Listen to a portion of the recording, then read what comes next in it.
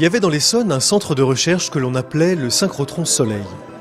Tout au long de l'année, depuis maintenant 10 ans, ses portes étaient ouvertes aux curieux des alentours et 35 000 d'entre eux avaient déjà exploré ce laboratoire hors norme. Ce 28 septembre, c'était la nuit des chercheurs et les équipes de Soleil avaient décidé de commencer la journée en accueillant de tout jeunes visiteurs.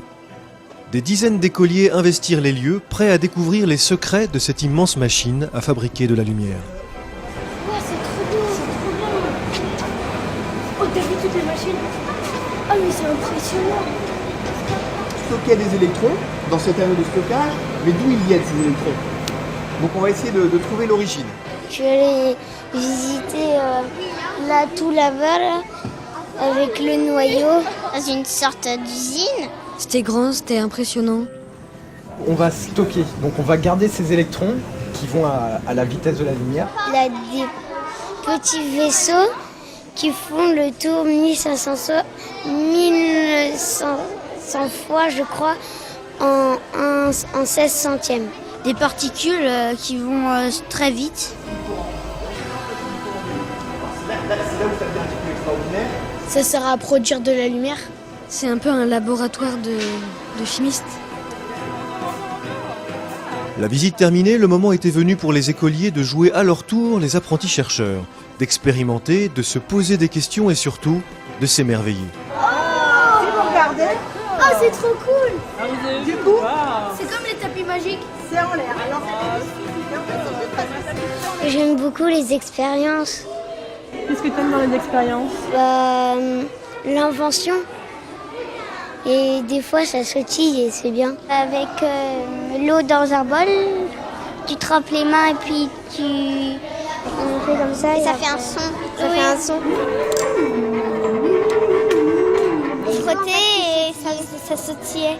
Pourquoi ça sautillait? Est-ce que tu saurais nous Parce qu'il y avait des ondes. On a mis les trombones et les pièces dans les citrons, on les a reliés et après il y a une lampe qui s'est allumée. Tu veux dire que les citrons font de l'électricité? Oui. Et aussi j'ai bien aimé une petite voiture en fait. Et ça marchait avec de l'eau. Petite voiture à hydrogène. On devrait voir le niveau d'eau qui va baisser dans les petites cloches et qui va être remplacé par du gaz. On va faire un 4x4 voiture à hydrogène, tu vois. On a beaucoup rigolé.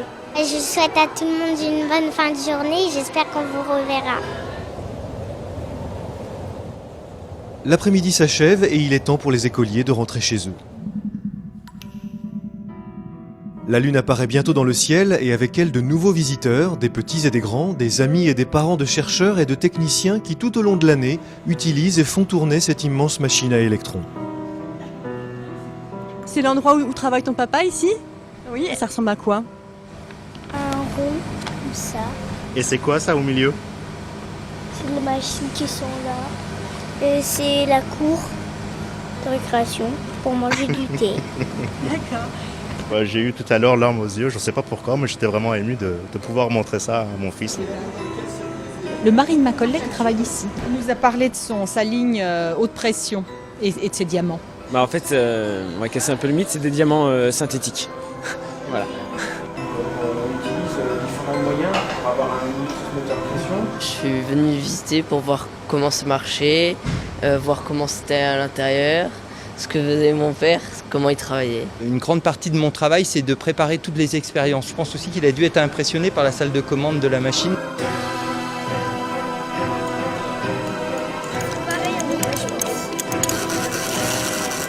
On appelle ça les harmoniques.